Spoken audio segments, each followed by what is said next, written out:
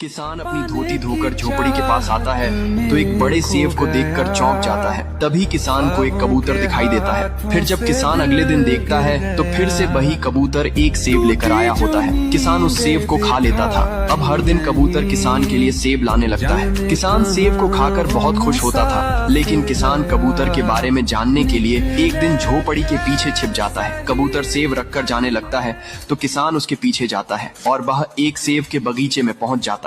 फिर कबूतर किसान को बताता है कि यह बगीचा उसके पिता का था और किसान रोने लगता है। फिर लाइक सब्सक्राइब नहीं किया।